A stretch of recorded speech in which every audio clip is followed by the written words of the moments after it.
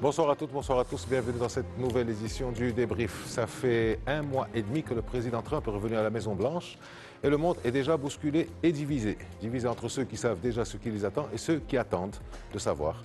Le milliardaire républicain et new-yorkais a pris des décisions d'ordre domestique, comme le DOGE, je crois que c'est comme ça que ça se prononce, Department of Government Efficiency, qu'il a confié à Elon Musk, lequel se donne comme objectif de réduire le déficit budgétaire américain de au moins 2000 milliards de dollars. Ou encore, comme l'expulsion programmée est déjà en cours d'exécution de plusieurs millions de migrants clandestins. Mais c'est dans les relations des États-Unis avec la Russie dans son conflit avec l'Ukraine que le regard se porte. Les choses vont vite, très vite même. Le président Trump semble privilégier la voie de la négociation à celle de la force et son but ultime est, dit-il, de rendre à l'Amérique sa grandeur.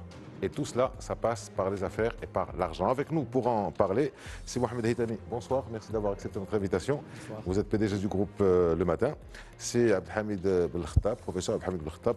Bonjour, merci aussi d'avoir accepté notre invitation sur ce plateau. Merci professeur de relations internationales à l'université Mohamed V de Rabat. Alors, on commence par vous, c'est Mohamed, on dit de Trump qu'il est imprévisible, mais bon, il a toujours dit ce qu'il allait faire, il a fait ce qu'il a dit qu'il allait faire, et donc ce n'est pas véritablement imprévisible. Disons qu'il est un peu iconoclaste, on peut dire les choses comme ça. Maintenant que ça fait 1 mois et demi que ça passe, qu'il a signé un tas d'ordres exécutifs, qu'il a nommé un tas de personnes, qu'il a eu un tas d'actions, quelles sont vos premières réactions? C'est même question pour vous, c'est Belkhattab, vos premières impressions à partir de ce mois et demi, si on peut se projeter sur les 2 ou 4 ans à venir, qu'est-ce que vous attendez? Comment vous voyez les choses?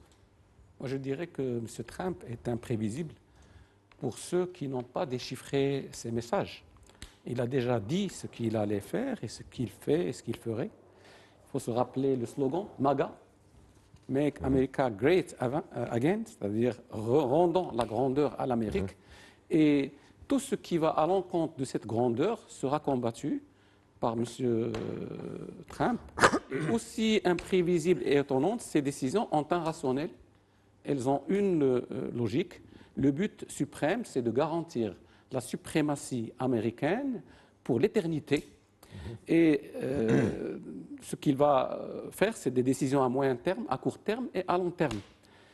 D'abord, directement, ce qui entrave aujourd'hui, c'est l'ordre international mondial. Et donc, il va tricoter tout ce qui est ONU. Il va sortir des accords de Paris. Il va s'en prendre à la Cour internationale de justice. Il va sortir de l'OMS. De l'OMC, donc c'est une logique. Il y a une... Et puis, ce qui menace aujourd'hui les États-Unis, c'est la Chine. Et donc, il va essayer de l'isoler, de la ralentir, de l'affaiblir. Et c'est comme ça qu'on peut lire, à mon avis, la question ukrainienne. La question ukrainienne, c'est d'abord, il a tiré plusieurs coups à la fois. Il a d'abord sorti la Russie de l'étreinte chinoise, parce qu'à un moment donné, la Russie était prise par la Chine. La deuxième chose, c'est qu'il a aussi démantelé l'Europe, parce que la Russie qui constitue une menace pour l'Europe comptait sur l'OTAN, et M. Trump dit que l'OTAN n'a plus de raison d'être, puisque l'OTAN dans le temps, était destiné à contrer la Russie, l'URSS. Aujourd'hui, la URSS, elle devient un allié, et peut-être même un client. La Russie, oui. Au passage, il ramène la concentration sur la Chine, puisqu'il n'y a plus de guerre, il n'y aura plus de guerre en Ukraine. Il rafle les terres rares, et il poursuit le démantèlement de l'Europe. Sur l'OTAN, comme je l'ai dit, l'OTAN n'a pas vocation à contrer la Chine. Donc il va s'en désintéresser. Il va aller voir l'Inde, il va aller voir les pays de l'Asie. Et puis, Biden lui a vraiment balisé le chemin. Il avait pris des sanctions contre la Russie que maintenant il est en train de lever. Il avait organisé le boycott du gaz russe et la sortie de la Russie du marché européen qui a été récupéré par les Américains avec le sabotage de Nord Stream. Et puis, in fine, moi je vois que l'Europe s'est plus ou moins tiré une balle dans le pied. Et c'est elle le grand perdant de cette histoire. Tout à fait. Alors, juste un tour global avant de rentrer dans le détail de tout ce qu'a dit Si Mohamed avec vous, professeur Belkhatab. J'ai l'impression que, je vous demandais aussi des sentiments sur ce premier mois et demi ou mois et 10 jours, j'ai le sentiment qu'il y a dans ce second mandat de Trump des contradictions. Alors, on a le DOGE, donc le département qui n'est pas un département ministériel, mais qui a été confié à Elon Musk, qui est en train de licencier des dizaines de milliers, envoyer des lettres à des millions de personnes et créer la colère contre les républicains. Première contradiction. Deuxième contradiction, les voitures. Alors, c'est le fameux slogan Drill, baby, drill. Fort, mon ami, fort. D'accord, ça c'est pour le thermique, c'est pour le pétrole. Mais de l'autre côté, il y a le thermique de Musk. Musk a une gigafactory en Chine. Si Mohamed Hitami parlait aujourd'hui des relations qu'il y a avec la Chine, il y a pas mal de contradictions qui se font avec l'Iran aussi. Trump 1, c'était contre l'Iran. Trump 2, c'était on essayait d'arranger les choses avec l'Iran. Comment vous voyez ce mandat se passer? En tout cas, ce qui est sûr, c'est qu'il n'est pas comme le premier. Vous savez, beaucoup croient que Trump est fou. Eh bien, il faut se... mais trompez-vous, il n'est pas fou. C'est un monsieur qui travaille avec une... Ah oui, avec une logique très précise, celle des républicains ultra-conservateurs. Ça, on le sait. Ça, il y a déjà des années, il y a des études, des think tanks qui avaient fait des diagnostics très précis sur la situation internationale de la puissance américaine. Et puis, on s'est aperçu rapidement que l'une des contradictions majeures des États-Unis d'Amérique au XXIe siècle, ce n'était ni la Russie, ni qui que ce soit en dehors de la Chine. Même l'Iran n'est pas une menace pour les États-Unis d'Amérique. Donc la Chine est devenue une menace stratégique pour les États-Unis d'Amérique. Pourquoi? Parce qu'il est la seule puissance à contrarier justement l'hégémonie, à contrarier de facto, d'accord, l'hégémonie internationale américaine. Donc il fallait tout simplement rappeler aux Chinois que c'est l'Amérique qui conduit le monde. Pour ce faire, c'est simple. Il faut ménager la Russie et ménager l'Europe aussi. L'Europe, c'était un fardeau pour les États-Unis d'Amérique. Et d'ailleurs, l'une des philosophies la grande philosophie de Trump, c'est de rendre les relations internationales plutôt mercantiles. C'est un homme d'affaires qui pense en termes argent, en termes gains et profit. Et alors, pour la première fois, il s'est dit, ben voilà, l'Europe et l'OTAN notamment coûtent beaucoup aux Américains. Donc, il va falloir faire des coupes budgétaires sur ces deux postes-là qu'on peut facilement ménager. Et c'est ce qu'il est en train de faire maintenant. Et il va gagner énormément de milliards de dollars derrière. Il risque de perdre énormément de millions de voix aussi. Non, pas du tout, pas du tout, parce qu'on voit déjà qu'il a gagné des voix. Les Européens, d'ailleurs, ils s'en est aperçus rapidement lorsqu'il n'a pas été réélu, que les Européens ne l'avaient pas regretté véritablement. Tout le monde avait crié bon débarras. Et lui, il sait très bien que ces politiques ne vont pas faire que des amis. Il y a des ennemis, surtout au niveau européen. Pourquoi les Européens? Parce que les Européens ont bénéficié de l'aide américaine depuis le plan Marshall et puis depuis l'OTAN, depuis la création de l'OTAN. Les Européens n'ont pas véritablement contribué substantiellement dans cette affaire-là. Et alors, lui, il a rappelé tout simplement que toute la défense atlantique coûtait de l'argent. L'Europe aussi coûtait de l'argent pour la protéger. Et finalement, le continent européen était assez riche pour pouvoir se défendre lui-même. Donc il fallait faire des coupes budgétaires sur ces postes-là. Et il l'a fait. Maintenant, sa raison à lui, c'est quoi? C'est de redonner à l'Amérique les moyens de son hégémonie internationale, qui était menacée aussi bien par la Russie, par la Chine, surtout par la Chine. Maintenant, la Russie, on peut l'aménager facilement. C'est ce qu'il est en train de faire maintenant, avec un coût très, très banal. Il suffit tout simplement de faire pression sur la partie la plus faible, qui est l'Ukraine, et puis l'affaire est résolue. L'Iran, ce n'est pas je dirais, un adversaire de taille avec les États-Unis d'Amérique. Donc on verra dans les mois à venir un accord sur la question nucléaire, et ça sera définitif. Donc Trump se focalise justement sur cette idée de renforcer la puissance internationale et l'hégémonie internationale américaine, notamment sur le plan militaire, politique et surtout économique, puisqu'il est en train maintenant de repenser justement la domination ou l'hégémonie américaine en matière de ces terres rares, qui est l'avenir justement l'avenir. Et puis sur les microprocesseurs, justement, ces microprocesseurs, ou comment on les appelle?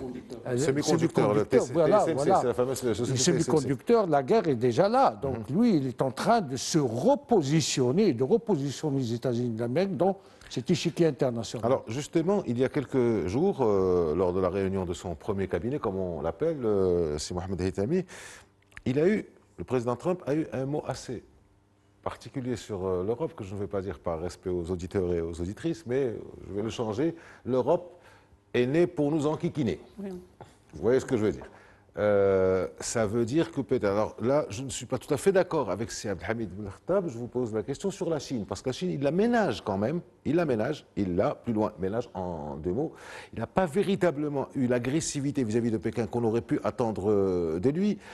Sur cette question de semi-conducteurs, effectivement, les microprocesseurs semi-conducteurs, la fameuse usine TSMC, l'Amérique est en train de construire une gigafactory, je pense, au Texas ou en Arizona. Donc c'est en train de changer. Est-ce que vous pensez, si Mohamed Haythami, au niveau de l'Europe des 27, qu'est-ce qu'il veut faire? Est-ce qu'il est en train de vouloir se débarrasser totalement de cette Europe, affaiblir cette Europe et la livrer à ce qu'elle considère être comme son ennemi existentiel qui serait la Russie? Pas tout à fait d'accord, mais enfin c'est autre chose. Ou alors il veut la mettre tout simplement sous son emprise. Moi je pense d'abord que l'idée, il est en train de se préparer à la Chine. Il ne faut pas du tout se départir de cette idée. La confrontation va avoir lieu avec la Chine, parce que la Chine, d'abord la Chine l'a annoncé. La Chine l'a toujours annoncé, 2049, c'est le centenaire de la création. Et en 2049, ils disent qu'ils seront les maîtres. Ça va, ils ont encore un quart de siècle. En plus de ça, il y a plusieurs choses qui se sont... il y a l'affaire TikTok, il y a DeepSeek, la réponse, il y a les restrictions sur les semi-conducteurs, les budgets respectifs de l'intelligence artificielle des deux pays, et surtout la Chine qui est en train de très avancer, d'avancer très rapidement sur les ordinateurs quantiques.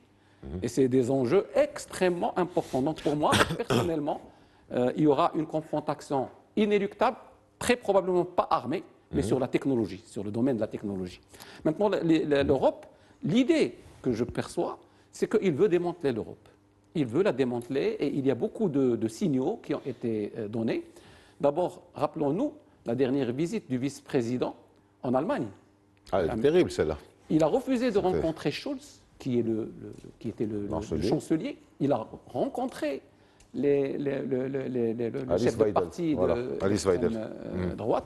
Il a dit que l'Allemagne n'est pas une démocratie parce qu'elle ne permet pas à l'extrême droite de dire ce qu'elle veut, de remettre en cause certaines choses. L'extrême droite. Donc il est allé très loin dans cette... Il a commencé par l'Allemagne. C'est le premier et il passe. Ensuite, on voit comment il y a une lune de miel avec Mme Meloni de l'Italie. Donc tout ça, pourquoi il faut démanteler? Parce que d'abord l'Europe était une menace pour le dollar avec l'euro. Et le dollar, on ne touche pas au dollar. Ah, il l'a dit clairement. On ne touche pas menace au dollar. À l'appui. On ne touche pas au dollar. Ensuite, l'Europe, c'est elle qui est à l'origine de toutes ces réglementations antitrust, contre Google, contre Meta, etc. Et l'Amérique ne veut pas de ça. Donc, pris séparément, chaque État européen est un marché, mais ce n'est pas une puissance. Et donc, moi, je vois que sur la question de l'Europe, il n'arrête pas de le dire, et il le clame. Il vise l'extrême droite qui a les mêmes courants de pensée pour un petit peu que cette Europe... L'Europe, son problème, c'est qu'elle est riche et elle est vulnérable. Et donc, quand on est riche et qu'on ne peut pas se défendre, on fait l'objet de convoitises. Le risque, moi, que je vois, c'est que possible alliance Chine-Europe. Si la Chine donne des gages et si l'Europe désespère des États-Unis, il y a cette en fait, ils n'avaient pas pensé les analystes Europe, Russie, Chine, mais avec la Russie qui va vers Washington. Maintenant, même la Russie, même la menace russe, moi je ne pense pas que la Russie va va un jour envahir l'Europe et tout ça. Il y a des raisons objectives. Et historique aussi, Non, ça n'a même jamais pas. été le cas. La première raison, c'est que la Russie est un pays très vaste, il n'a pas besoin de territoire. Oui. Elle a besoin des Regardez mêmes la choses. population russe et le nombre de kilomètres carrés. On parle d'environ 20 millions de kilomètres carrés pour quelque chose comme 200 et quelques millions. Ils n'ont pas besoin d'espace vital. Donc, logiquement, ils n'ont pas intérêt à s'en prendre. Donc, vous pensez qu'il y aurait peut-être un rapprochement entre la Chine et l'Europe? Oui, c'est Abdelhamid Martab. Rappelons-le rapidement que Trump et son mouvement d'ailleurs dans le Parti républicain sont justement des souverainistes. Ils ne croient pas beaucoup dans le multilatéralisme, ils croient surtout dans le bilatéralisme. Donc, c'est un monsieur qui croit en des relations bilatérales Tel qu'on le avec connaît, les il États. n'a pas envie de discuter avec 27 personnes, il a envie de parler avec une seule personne. Exactement. Xi Alors Jinping, pour lui, Vladimir Poutine. l'Europe, c'est un non-sens, au même titre que l'OMS, l'UNESCO et d'autres organisations. Pour lui, les organisations internationales ne servent pas beaucoup justement ces projets de puissance internationale. Donc la première des choses qu'il fait, c'est qu'il demande aux Européens d'agir en tant que pays souverain, puisque nous sommes devant une confédération d'États souverains. Et donc il a plus intérêt à peser et à marchander avec des États pris séparément qu'avec l'Union européenne. Donc il est en train de concevoir une Union européenne justement bilatéralisée, si l'on puisse dire. D'accord ? Et il est aussi conscient des contradictions internes de l'Union européenne. Il sait très bien que l'Union européenne, c'est un géant je dirais, de carton. C'est un géant économique, mais qui n'a pas les moyens de sa propre puissance internationale, notamment les moyens stratégiques. Donc, il est très bien, il est conscient que le fait de séparer l'Allemagne, la Grande-Bretagne, la France, séparément, c'est de les affaiblir militairement aussi. Et finalement, de les persuader que le parapluie américain est toujours là. Et c'est un parapluie géostratégique ou stratégique qui coûte l'argent, donc ils doivent payer. Et justement, l'un de ces problèmes avec l'Allemagne, c'est que pour la première fois dans l'histoire, on demande à l'Allemagne de faire un effort supplémentaire de défense et d'investissement dans l'industrie militaire, et on lui répond que c'est la Constitution qui l'interdit, alors que la Constitution allemande, c'est l'Amérique qui l'a écrite d'ailleurs. Elle a été écrite par les Américains eux-mêmes. Donc finalement, l'Allemagne est en train de se retrancher derrière sa Constitution pour ne pas contribuer justement dans l'effort collectif qui est celui de l'OTAN. Quel est son problème justement, Trump, mais aussi les Républicains? C'est que l'OTAN coûte énormément cher pour un objectif qui n'a pas de valeur, à savoir lutter contre la Russie. Pour lui, il va falloir réorienter justement cet effort pour lutter contre plutôt la Chine, non pas la Russie. Les Européens se déclarent comme étant des amis de la Chine. Et finalement, il y a une contradiction au niveau des objectifs géostratégiques des deux parties. Et il est en train de peser avec tous ces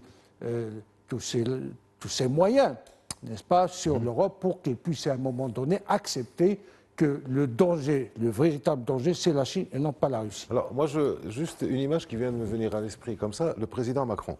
Le président Macron était en début de semaine à Washington, on a vu comment il a été reçu à la Maison-Blanche et comment il a quitté la Maison-Blanche. C'est pas très heureux. Très heureux comme... On a vu le président Macron il y a quelques années chez le président Poutine avec la table de 6 mètres. On a vu le président Macron à Pékin quand il est parti avec Ursula von der Leyen. Là aussi, c'était pas le grand accueil pour. Alors, la question maintenant, c'est est-ce que Trump. J'essaie de la tourner autrement la question. Avant, on parlait de l'international socialiste. Bon, nous avons les âges que nous avons, nous connaissons l'international socialiste, nous avons vécu avec ça. Est-ce que maintenant il y a une internationale de droite qui est en train de se faire? Vous avez parlé, c'est Mohamed Haytami, de la relation avec Giorgia Meloni, qui était invité dans sa résidence en Floride, à Mar-a-Lago. Il a fait appeler par Elon Musk Alice Weidel, la patronne de l'AfD, donc l'extrême droite allemande. Il est en relation très poussée aussi avec M. Farage, l'anglais. avec Madame Le Pen, qui était invitée à son investiture, qui n'est pas partie pour question familiale, décès du père, etc. Donc, est-ce qu'il n'y a pas en fait, on n'est pas en train de faire, pour aller dans le sens de ce que vous dites tous les deux, une sorte de démantèlement, mais démantèlement idéologique de l'Europe par la création, par la facilitation de l'accession au pouvoir des extrêmes droites. Et là, on se retrouve avec une autre forme d'alliance transatlantique, mais une alliance d'extrême droite. Je pense qu'il y a en vérité deux extrêmes droites. M. Trump est en train de favoriser une extrême droite en Europe parce que le dogme et la doctrine de cette extrême droite, c'est combattre Bruxelles. Et combattre Bruxelles, ça veut dire démanteler l'Union européenne. C'est un petit peu comme ça qu'il regarde l'Europe. C'est le démantèlement. Et c'est donc avoir affaire à plusieurs États différents, avec des attentes différentes, avec une autre concurrence entre ces États et tout ça, d'éliminer les différentes convergences. Et c'est pour ça qu'il a toujours encouragé le Brexit et ainsi de suite. Oui, ça, c'est il ne faut pas oublier que les États-Unis aussi sont des États unis. Hein. C'est un ensemble d'États. Oui, et donc, il ne va pas aller jusqu'à... Donc, il veut adjoindre le Canada, on y arrive. Jusque-là. Donc, c'est l'objectif qu'il a. Moi, je pense que la lecture qui est faite, c'est que si les États-Unis ont conduit le monde post-Deuxième Guerre mondiale avec le plan Marshall, selon un dispositif, ce dispositif, compte tenu de tous les éléments de contexte qui ont changé, ne fonctionne plus et ne permet plus aux États-Unis d'être les leaders. Et donc, il crée de nouvelles règles du jeu. Et ces nouvelles règles du jeu, ils sont en train de les mettre en œuvre. Et c'est pour ça qu'il est en train de faire les bouchées doubles, parce que pour qu'il n'y ait plus, pour que ça devienne irréversible. Moi, je pense que les 2 premières années sont très importantes pour M. Trump. Vous voyez la frénésie de documents et de frénésie, c'est le terme. Oui. Parce qu'il sait qu'il a peu de temps. Pourquoi il n'a pas de temps? Parce que dans 2 ans, il y aura les élections de mi-mandat. Et les démocrates risquent de revenir. S'ils reviennent, ça lui complique la chose. Donc il faut qu'il, pendant ces 2 années, il fasse le maximum du maximum. Ensuite, il prépare son successeur. Il faut que la théorie, le dogme s'installe pour que même, parce que lui, il ne peut pas être réélu, il a déjà été 2 fois. Non, il faut il peut être réélu parce qu'il n'a pas 2 fois subsisté. Alors, il y a un débat autour de ça. En tout cas, il y a un débat. En tout cas, il aura 82 ans, je crois, ou 83 ans. En tout cas, il est en train de faire en sorte que le Trumpisme survive à Trump. Voilà un petit peu. Moi, je trouve qu'il y a une feuille de route qui est en train d'être mise en. Alors maintenant, la Chine, il ne veut pas s'en occuper tout de suite. Hein. La Chine, il va d'abord déblayer le terrain, voilà, il neutralise la Russie qui devient un client, il fait les différentes touches. On parle par exemple Panama, etc. Parce que Panama, c'est la Chine, c'est la ceinture. Et dégrouper Russie-Chine, et ensuite, il n'y a pas de petit profit. Focaliser sur la Chine. Alors, c'est Abdelhamid, juste pour revenir sur cette question, ce que dit Haythami, démanteler l'Europe parce qu'il n'aime pas l'Europe et il l'a dit clairement. Est-ce que vous ne pensez pas à cette nouvelle forme d'extrême droite? Vous avez raison, il y a 2 extrêmes droites, mais finalement on peut les lier et en faire une. Peut-être que l'extrême droite américaine, l'alt-right, peut déteindre sur l'Europe. Je ne sais pas trop. Vous en pensez quoi dans cette collusion qu'il y a entre le pouvoir trumpien actuel et l'extrême droite en Europe, quelle qu'elle soit? Je ne considère pas Trump comme un extrémiste de droite. Non, en aucun cas. C'est un souverainiste. Un souverainiste, c'est quelqu'un qui va défendre, et qui défend justement, les barrières douanières. C'est-à-dire que chaque État a ses propres intérêts économiques qu'il faut défendre. Ça, on le fait au Maroc, n'est-ce pas? Beaucoup de produits sont surtaxés. Pourquoi? Tout cela pour protéger l'industrie nationale. Donc, rien d'extrémiste dans tout cela, d'accord? Et puis, il est quelqu'un qui est contre l'immigration. C'est vrai, l'immigration un peu partout dans le monde. Maintenant, on est en train de serrer un peu les législations de telle sorte à ce que les immigrés ne soient plus les bienvenus partout dans le monde. Est-ce que cela est considéré comme extrémiste? Je ne crois pas. Il est plutôt média. Anti-média, c'est là où il y a véritablement ces éléments de populisme. Donc je le considère comme un populiste. Pourquoi? Parce que les finances, les médias et les organisations internationales sont le bouc émissaire qu'il faut présenter au petit peuple pour lui montrer que nous sommes en train de travailler.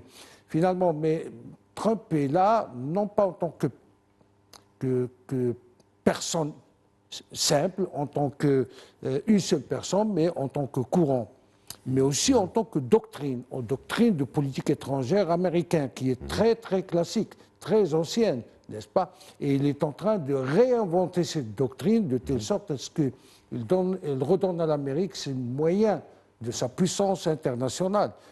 Il est très, très lucide et très réaliste. Et d'ailleurs, le courant courant théorique dans lequel il s'intègre, c'est le réalisme, le néo-réalisme classique américain, en quelque sorte, qui est un courant qui essaie de jouer sur les contradictions du monde pour pouvoir, à un moment donné, pour pouvoir donner de la puissance, justement, à cette Amérique.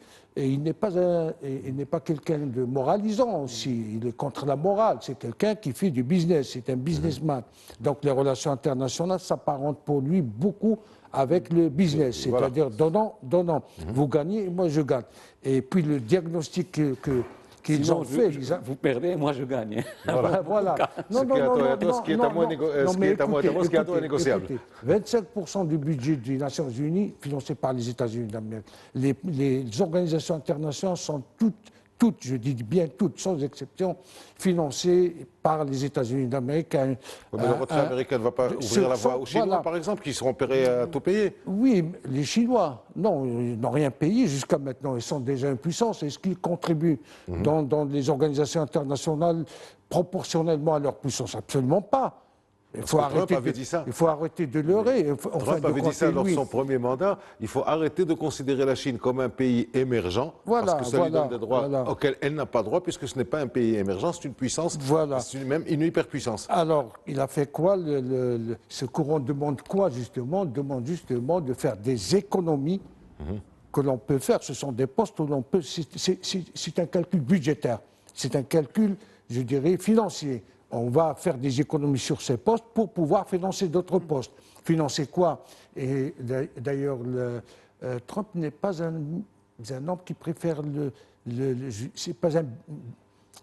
c'est pas quelqu'un qui défend la guerre. Non, c'est pas un belliciste. C'est quelqu'un qui pense en termes de guerre financière, en termes de... La confrontation est économique, elle est financière, elle est douanière. Voilà, de marchandage financier, de marchandage politique pour pouvoir arriver au même, je dirais, au même résultat que par une guerre. Donc c'est quelqu'un qui travaille dans un cadre théorique avec des gens qui sont très compétents, qui savent très bien ce qu'ils font. Et l'une des preuves de tout cela... Vous étiez compétent, mais vous étiez un peu... Au départ, c'était par tâtonnement, vous savez. Voilà. Et il a fallu changer toute la stratégie américaine. C'est pas facile. La politique étrangère américaine est une politique qui est stable dans le temps. Les gens changent, mais la politique, les grandes orientations... Il est en train, là, de grignoter sur ces grandes orientations. Alors, Hitami, on continue de faire le petit tour d'horizon. Est-ce qu'il est sérieux, le président Trump, avec son projet canadien de récupérer le Canada comme 51e État, et aussi le projet de s'adjuger ou de s'accaparer ou de prendre le contrôle, je ne sais pas comment on va dire ça juridiquement, du Groenland, créant un autre problème avec l'Union européenne d'ailleurs, le Groenland relevant de la tutelle danoise? Moi, j'inscris tout ça dans sa doctrine, c'est-à-dire qu'il va utiliser une boutade. Il va faire quelque chose à laquelle le vis-à-vis ne s'attendait pas, dans un but de négociation et d'obtenir des concessions. C'est-à-dire, je ne pense pas qu'il ait vraiment l'intention de faire du Canada son 50e, 51e État, mais c'est surtout, il va, moyennant ça, pouvoir obtenir d'autres choses, surtout rééquilibrer la balance commerciale avec le Canada. Amener le Canada à... C'est ce qu'il a fait avec le Mexique, d'une autre manière, ce qui les a amenés à mettre 10 000 soldats sur les frontières. Il a menacé le Panama. Ça fait peur. Le Panama a annulé les contrats avec... C'est ce qu'il est en train de dire de Gaza, etc. Mais la doctrine de M. Trump, c'est que l'ordre politique mondial tel qu'il a prévalu et que les États-Unis avaient encouragé, puisqu'ils prenaient en charge les budgets et tout ça, ne l'arrange plus. Et quand quelque chose ne l'arrange plus, il le dit et il le fait. Il a déchiré le traité avec l'Iran du jour au lendemain parce que ça ne l'arrange plus. Mais il y a une logique. Moi, ce n'est pas quelque chose qui est fait comme ça. Il y a une logique, et lorsque ça ne cadre pas, et il y a une deuxième, à mon avis, une deuxième qualité, si on peut dire, c'est qu'il profite d'une circonstance pour faire quelque chose. Il voit une ouverture, une brèche, et il s'installe et il va faire un effet d'annonce. Donc, ces annonces-là qui sont faites, elles ont toutes pour but de dire la suprématie américaine. Alors, il y a autre chose. Il me semble que lui, il réfléchit États-Unis. Il ne réfléchit pas climat, il ne réfléchit pas. Il faut forêt, drill and drill. Il réfléchit intérêt des États-Unis avant, ensuite on verra. À court terme. À moyen terme. Alors pour lui, ce sont aussi des climato-sceptiques. D'accord. Il est en train de changer les rapports de force. Et les rapports de force, lorsqu'ils se créent, ce ne sont pas des rapports de force éphémères. Ce sont des rapports de force qui durent dans le temps.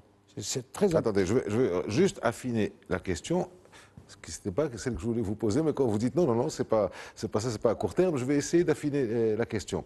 Le fait de mettre l'Europe, l'Europe est un géant de carton ou de papier, comme vous l'avez dit, un tigre de papier, comme vous l'avez dit tout à l'heure, certes, mais c'est quand même l'Europe. C'est une grande puissance unie si elle fait les choses. À force de taper sur l'Europe, il découpe l'Europe des États-Unis et l'Europe va développer forcément une industrie de la défense, une industrie de la technologie, de l'intelligence artificielle, etc., etc.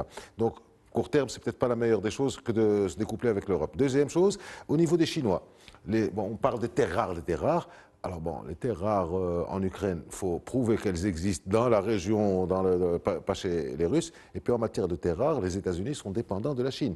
S'ils continuent de serrer les Chinois peuvent ne plus lui vendre de terres rares. Donc à court terme, c'est peut-être une bonne chose qu'il fait, mais à moyen et long terme, peut-être pas. Alors, la doctrine Trump ne considère pas l'Europe comme des ennemis. Ni l'Europe comme ennemi, ni les pays européens comme des... Ce sont des alliés. Donc là, il faut eux ne le considèrent plus comme des alliés, comme un allié. Parce qu'il y a un changement je dirais, de stratégie, il y a un changement de cap. Donc il y a des mécontents. Les Allemands sont les premiers mécontents de ce changement de cap, n'est-ce pas? Mais lui, il compose avec l'Europe en tant qu'allié. Nous savons très bien, d'ailleurs, la doctrine de Trump, c'est une doctrine qui considère que les États-Unis d'Amérique est en train de perdre du poids et de la force sur le plan international et qu'il fallait se recentrer sur elle-même et puis chercher les moyens de sa puissance pour pouvoir se redimensionner dans ses relations internationales. L'Europe fait partie justement de cette stratégie, mais pas l'Europe telle qu'elle a été conçue et perçue jusqu'à maintenant. Une Europe redimensionnée, réajustée de telle sorte à ce qu'il soit une avec les États-Unis d'Amérique. Ce qu'on voit maintenant, c'est que l'Union européenne n'est pas toujours derrière les États-Unis dans ses positions, ni vis-à-vis de l'immigration, ni vis-à-vis de l'Union européenne, ni vis-à-vis plutôt de la Russie, ni vis-à-vis de la Chine, ni vis-à-vis de l'Iran. Et finalement, les États-Unis d'Amérique voient d'un œil sceptique, justement, ces positions qui contrarient en quelque sorte les stratégies américaines. Donc, c'est une manière de faire pression sur l'Europe de telle sorte à ce qu'ils prennent justement les mêmes positions que les États-Unis d'Amérique. Si je puis compléter, M. Trump dit aux Européens, vous n'étiez pas nos véritables alliés. Vous nous avez grugés, vous nous avez saignés, vous n'avez pas joué le jeu, vous n'avez pas ouvert votre économie, vous avez profité de nous, et c'est le moment de rééquilibrer. Absolument. Et donc, vous n'êtes pas nos alliés si vous continuez comme ça. Donc, il n'y a pas d'alliance, il y a des comptes à rendre. Et c'est pour ça qu'à l'ONU, une résolution qui est votée en faveur de la Russie, la dernière résolution, il y a une sorte de volte-face quand même, les Européens se sont alliés. Et M. Trump a plus ou moins montré que les Européens ont failli, et même notre administration, dans les relations avec la Russie sur l'affaire ukrainienne. Les accords de Minsk et ainsi de suite. Donc il est en train de rééquilibrer et de redéfinir les relations avec l'Europe en lui disant, si vous voulez être allié, eh bien, il faut jouer franco, il faut payer ce qu'il faut payer. Et l'OTAN, moi je pense personnellement que pour M. Trump, l'OTAN ne l'intéresse pas en tant que tel parce que elle est dirigée contre l'URSS, contre la Russie. La Russie sont devenus ses alliés. Si vous voulez que l'OTAN vous protège, payez. C'est très simple. Mais encore une fois, c'est le court terme, parce que si l'OTAN ne sert à rien, c'est que les Européens vont arrêter de s'armer. La Russie devient alliée des États-Unis. La Russie devient un allié des États-Unis. Et ils vont commercer avec elle, ils vont lui vendre des produits. La Russie n'est plus considérée. Aujourd'hui, il y a des réunions à Riyad, à la première réunion, la deuxième, la réouverture des ambassades. Il est en train de neutraliser la Russie avec pour objectif lointain la Chine. Ah, très bien. Alors, on va y aller un peu plus rapidement. Il reste 10 minutes. J'ai encore des questions. On va s'approcher un peu d'ici, de l'Afrique, de l'espace euro-méditerranéen. Vous vouliez faire... Trump n'est pas en train de faire une révolution dans les relations internationales. Tout simplement, ce qu'il est en train de faire, c'est un réajustement d'un certain nombre d'alliances, d'un certain nombre d'organisations. Tout cela pour redimensionner justement les États-Unis d'Amérique et leur donner plus de moyens de leur hégémonie. Et donc l'Europe n'est pas considérée comme ennemie, ne le sera jamais d'ailleurs. Les alliés d'Amérique resteront les alliés d'Amérique. Les ennemis de l'Amérique resteront les ennemis de l'Amérique avec Trump. Ce qui se passe actuellement, c'est que dans les ennemis, on va chercher quels sont les ennemis avec un grand potentiel de danger, et quels sont les ennemis qui sont les ennemis qu'on peut ménager facilement. La Russie, on peut la ménager facilement.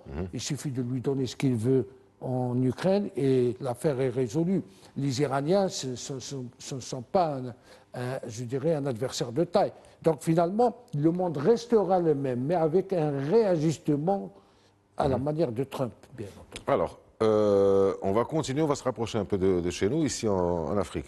Si je comprends bien votre argumentaire, messieurs, c'est que la politique américaine et donc la politique internationale va se mercantiliser, va devenir une grande négociation d'affaires. Or, ça d'un côté. De l'autre côté, on dit que l'Afrique, il y a toutes les richesses du monde qui sont sur ce continent, ou sous ce continent, ou à côté de ce continent, sur le littoral. Si on part de la logique de Trump, théoriquement, il devrait... On se rappelle qu'il avait eu des termes assez désobligeants sur les pays africains dans son premier mandat, on ne va pas les répéter, on les connaît, mais est-ce que ça ne veut pas dire qu'il va changer de vision sur l'Afrique et revenir d'une autre manière pour prendre les richesses qu'il y a à sa manière? J'ai des doutes. D'abord, il a démantelé l'USAID. Et l'USAID, c'est vraiment le bras de la coopération américaine, notamment en Afrique. Moi, je pense qu'il se préoccupe de la région MENA et de la région Afrique du Nord, parce qu'il y a un certain nombre d'enjeux, mais le reste de l'Afrique, je ne pense pas que ça soit vraiment très intéressant, très important. Les États-unis entassent de ressources naturelles. Ils n'ont pas les terres rares, ils sont à 2-3%. Oui, mais c'est-à-dire à mon avis, hein, il est obnubilé par la rivalité Chine. Et il va laisser pour c'est obsessionnel pratiquement chez lui. Il a des alliés solides en Afrique du Nord, notamment le Maroc, qui est un pilier de la coopération, mais je ne pense pas qu'il en fasse aujourd'hui un cheval de bataille. Il a en ligne de mire la Chine et il veut effectivement réduire autant que faire se peut les autres conflits, etc., pour développer le commerce et développer le business et développer les achats. Il y a aussi une autre qualité, M. Trump, c'est que quand il s'engage, il tient. C'est l'impression qu'il donne, c'est-à-dire si lui, il a fait le deal, il va y aller. Il peut changer d'avis.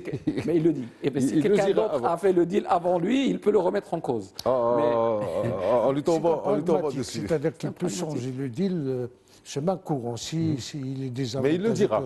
Voilà. Il expliquera. Enfin, il aura toujours une raison. L'Afrique, vous savez, si l'on revient au document référentiel et théorique de la doctrine de Trump, on s'aperçoit rapidement que comme la Chine est devenue l'ennemi essentiel des États-Unis d'Amérique, l'Afrique a pris de l'importance dans cette lutte contre la Chine. Pourquoi? Parce que le document insiste sur cette extension géostratégique chinoise dans en Afrique.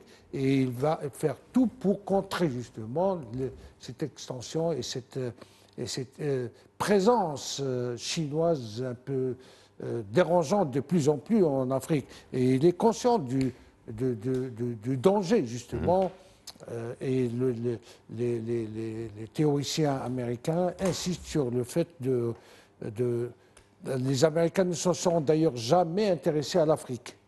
C'est un domaine réservé soit à la Grande-Bretagne, soit à la France. Mais il est en train de revoir... Quand ils étaient alliés, vraiment alliés. Voilà. Là, ce n'est plus le cas. Et il est en train de revoir cette stratégie et de faire de l'Afrique aussi un terrain de lutte géostratégique internationale, tout cela pour contrer l'expansion commerciale. Alors, il reste une toute dernière question pour vous deux. On va revenir à cet espace euro-méditerranéen. Donc, on a vu comment ça se passe entre Europe et États-Unis. Les États-Unis qui prennent un peu l'Europe par-dessus la jambe. Et on a vu le président Macron donc partir à Washington, au bureau ovale. C'était pas gagné de partir, parce qu'être reçu par Trump, c'est pas toujours gagné. Et pourtant, il s'est présenté comme le leader de l'Europe, celui qui parle au nom de l'Europe, celui qui veut inclure et insérer l'Europe, impliquer l'Europe dans la négociation sur l'Ukraine. Bien, ça d'un côté. D'un autre côté, la France a proposé déjà, ou des discussions commencent à apparaître sur la France comme parapluie nucléaire. Ce ne sera pas le parapluie américain, mais ce sera quand même un parapluie ou une ombrelle, mais quelque chose de nucléaire pour l'Europe. Donc la France est en train de prendre une forme de lead en Europe. Or, la France, toujours, est en train de changer ses partenariats dans son flanc sud méditerranéen, le flanc immédiat, c'est-à-dire les relations avec l'Algérie, les relations avec le Maroc. Comment vous voyez cette dynamique se faire? Quel genre de géopolitique vous y verrez? Je sais que c'est très important, c'est très vaste, mais vous avez une minute et demie. D'abord, il faut reconnaître que la Russie était disposée à négocier avec l'Europe, et c'est l'Europe qui a refusé, avec des chaînes et des chaînes de sanctions. Hein. On est à la 8e ou à la 9e. La deuxième chose, c'est effectivement cette nouvelle donne a fait ouvrir les yeux à la France et à l'Europe sur l'importance de l'Afrique. Et c'est pour ça que l'Afrique devient réellement aujourd'hui un enjeu européen. Et c'est pour ça que très probablement le Maroc est une pièce maîtresse de ce dispositif, parce que si on veut aller loin en Afrique, si on veut faire un certain nombre de choses, il faut trouver le partenaire sûr, le partenaire viable, le partenaire de confiance, le partenaire sur lequel on peut compter. Géographiquement et politiquement, et du point de vue de l'image, du point de vue de la connaissance, du point de vue de la présence de nos entreprises et tout ça en Afrique centrale, en Afrique de l'Ouest et ainsi de suite, de tout ce qui a été tissé par Sa Majesté le Roi que Dieu l'assiste depuis les 25 dernières années.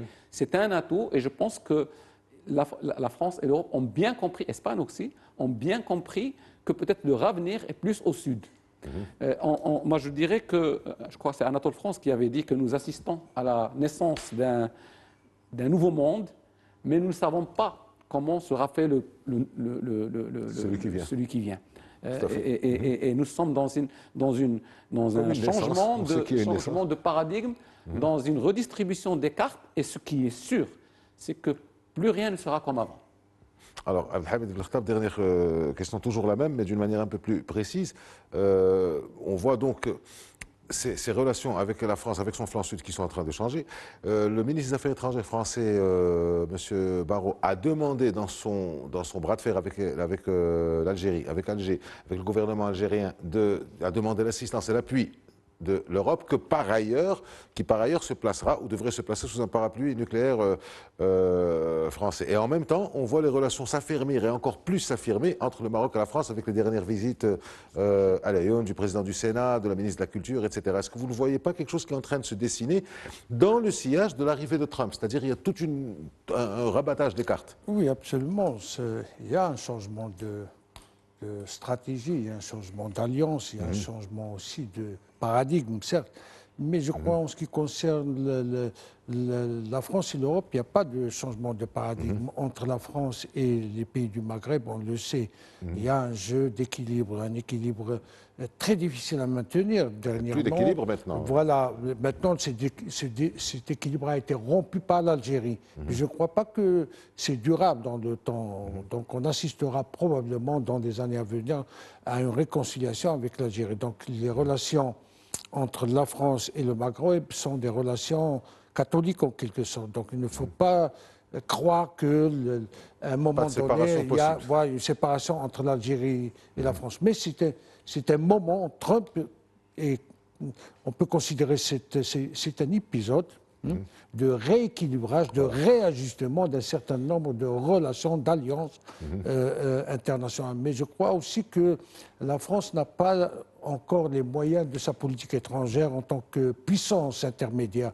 Même pour protéger l'Europe, il n'a pas la taille ni les moyens pour se faire. Voilà. Donc il y avait une forme d'équilibre précaire entre la France et les pays. Absolument. Maintenant, il y a un déséquilibre assumé, on va dire, sous Je contrôle. continue à penser que le risque Rapidement, c'est-à-dire que défendre l'Europe, avoir un bouclier, mais la survenance réelle d'un conflit, d'une attaque russe sur l'Europe me paraît très improbable. Historiquement, ça n'a jamais été le cas, même en remontant très très loin. La Russie n'a jamais véritablement attaqué l'Europe, qui elle a attaqué la Russie avec Hitler, avec Napoléon, avec Napoléon, et même peut-être un peu avec les Romains qui ont essayé, mais il faisait trop froid à cette époque-là. C'est Mohamed Aïtabi, merci d'avoir accepté notre invitation. C'est Abdelhamid Belkhtab, merci d'avoir apporté vos éclairages. Merci de nous avoir suivis et à la semaine prochaine. Voilà.